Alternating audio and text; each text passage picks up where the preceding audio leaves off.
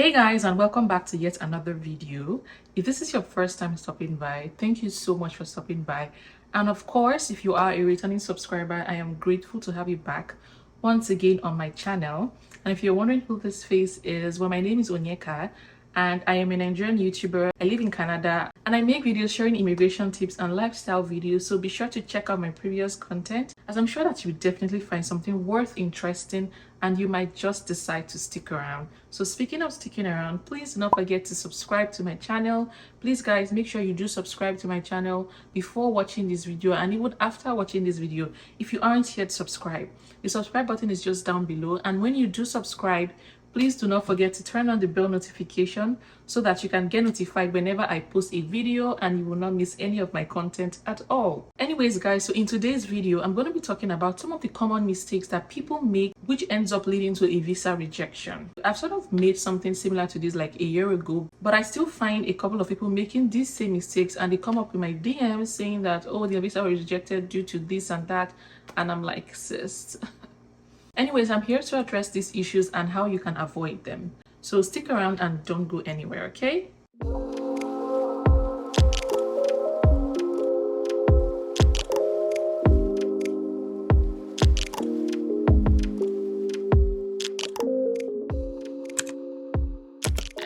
So if you've had a dream of coming to Canada to study and then work afterwards and then settle in Canada, and you've been having difficulties doing that, by the way, I do get a lot of people up in my emails telling me if I do provide such services. But unfortunately, I do not provide such services. But today, I'm about to hook you up with an agency that provides such services.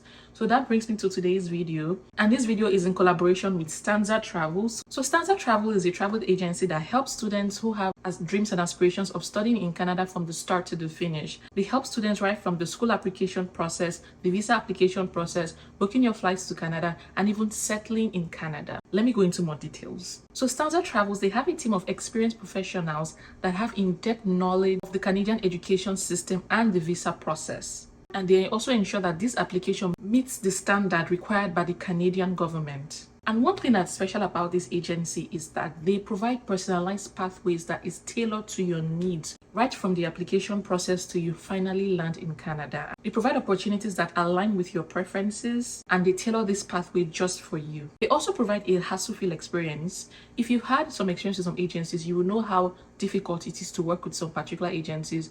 For example, when I was applying to Canada, I used an agent, but I ended up regretting using that particular agent because I did all of the work because they were just too lazy. Anyways, with Stanza Travels, be rest assured that you can leave the hard work for them while you sit back, relax, and enjoy. And they have a high success rate for securing travel visas and study visas for aspiring students just like you.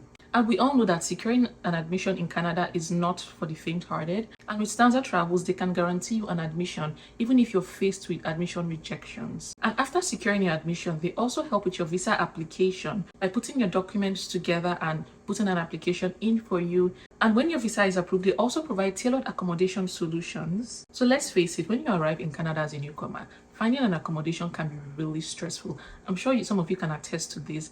So that's why you need to leave it to Stanza Travels, because they offer these services. They help you look for accommodations that suit your needs. So what are you waiting for? Your free initial consultation awaits. Take the first step towards your Canadian journey with a complimentary consultation with Stanza Travels. And when you do that, you're going to discover how you can turn your Canadian dream into reality. So guys, head over to my description box and click on the link on how to get in contact with Stanza Travels and thank me later, okay? And what sets Stanza Travels apart from every other travel agencies is that with Stanza Travels, they are customer center, and trust me, that can change everything. When a brand puts you at the center of it all, trust me, you will have a wonderful experience. So guys, do not forget to head over to my description box and click on the link and get in contact and book your first initial consultation session, okay? Okay guys, so back to the video. So the first reason and the most common reason for visa refusal is proof of funds, guys. I cannot overemphasize the importance of proof of funds because this is the #1 reason for visa refusal. So the Canadian government, they check your financial capabilities by seeing how much your tuition is for the entire program, how much you have in your bank account, how much tuition deposit you've made, or whatever financial means necessary. I have made a dedicated video to this topic, which I'm going to link up here for you guys to watch right after this video. But again, I will continue to talk about it because it seems like some people haven't seen that video, so I will continue to talk about it as this is a very, very important step that you do not want to miss.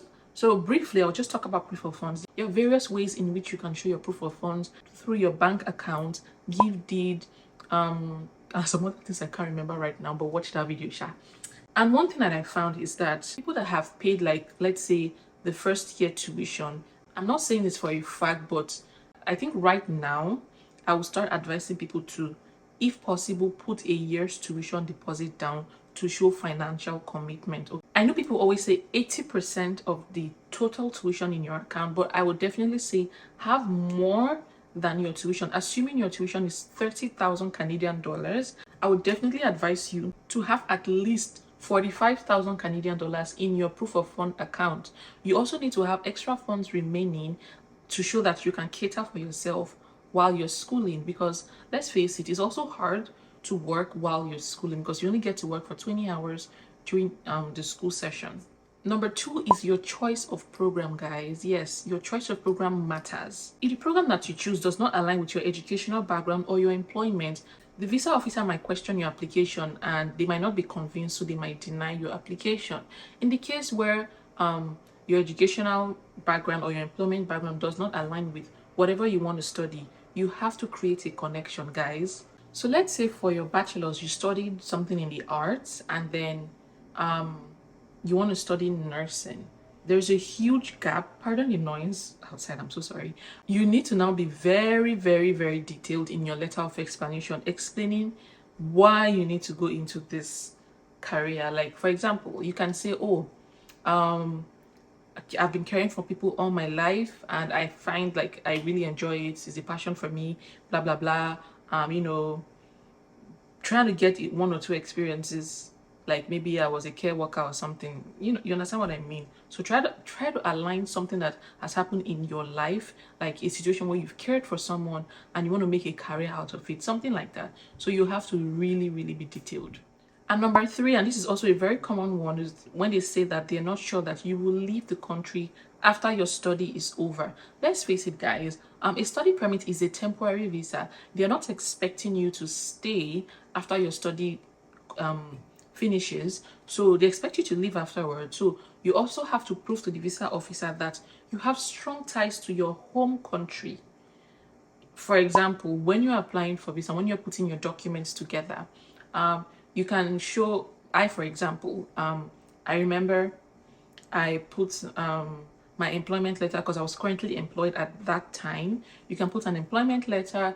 You can put a land deed belonging to like your parents or a family member or something that is tying you back to the country. I know sometimes this is pretty hard to do, but just try to find something. Like if you're employed, yeah, say you're coming back to your job. You can also state that you have family back home. If you're married, your wife, your kids, your husband, your relatives are back home and you would like to go back and be with them. And you can also state that whatever you're studying here, you're going to take that knowledge and apply it to your home country to make things better there. I feel like that's a pretty convincing reason, okay? And number 4, we're going to be talking about your statement of purpose, aka letter of explanation. See, if I recall correctly, I feel like I was lucky when I got my visa because back then, like I said, I did a lot of things myself and I didn't really understand the importance of these things because I remember typing my letter of explanation with my phone one day. Like, I don't even know what I was doing, but it was just like a paragraph. It wasn't even very detailed. Maybe I was just lucky. God was just smiling at me. But don't make that mistake that I did. It might not work for you. So please take your time in writing that letter. If the visa officer doubts that this letter of explanation is not genuine, my dear, they will reject you. So you need to put your life and soul into it. Don't make it too long. Just make it concise, like a page is fine. Trust me, you don't want to be writing no essay. Just make it brief and concise and detailed, okay? A page is enough. You don't have to be writing like 3 pages for anybody to read, okay? And there are so many versions of this letter online. You can literally Google it, and please do not copy verbatim from whatever you see. Try to make that letter your own. Try to put in your own personal experiences in it, and please don't copy anybody else's letter. Make the letter your own. Personalize it, okay? And number 5, I'm going to be talking about travel history. Travel history, yes, can be one of the reasons why you can be rejected, but I don't think it applies to everyone. Like, this didn't apply to me because prior to coming to Canada, or before I applied for my visa, I never traveled before. Travel history might not apply to everybody, but if you can travel, even if it's to Ghana, even if it's to a neighboring country, please travel. They want to see that you've traveled somewhere and you return back to your country, okay? My application was 1 in a million, so if you can travel anywhere, please do. They just want to see that you've been able to go somewhere and you've returned back to your country, okay? So next, number 6, I'm going to be talking about security. Yes, no country wants to bring a criminal to their country, or like a felon to their country. Be it Canada, be it Nigeria, be it any other country, nobody wants to bring a criminal into their country. So whenever you apply for a visa, they go through security checks, and you also have to provide a police record from your country, and they use that document to assess you and to see if you've committed a crime or if you've been pardoned for like a period of at least 10 years. So guys, please. Number 7, I'm going to be talking about health reasons. Yes. Whenever you're applying for a visa to study in Canada, you need to go for your medicals, and with that they can assess your body systems. They're going to do a blood work on you, x-ray, and some physical assessments, okay?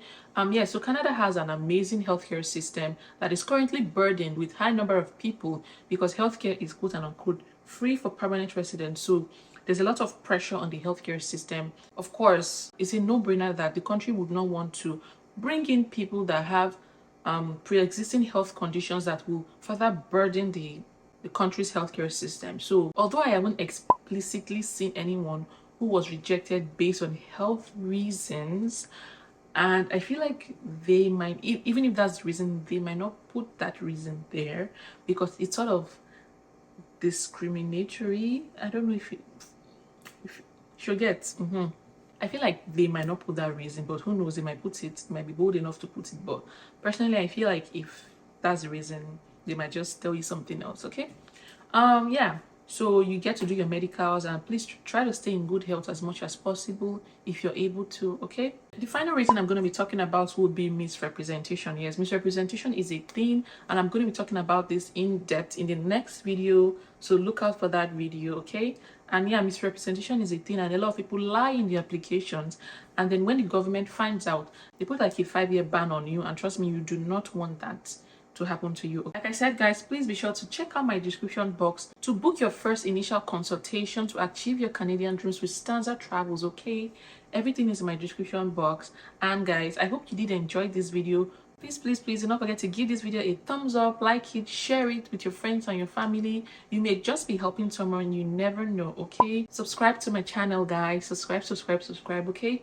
And yeah, guys, without wasting any more of your time, I will see you in my next video, okay? Bye.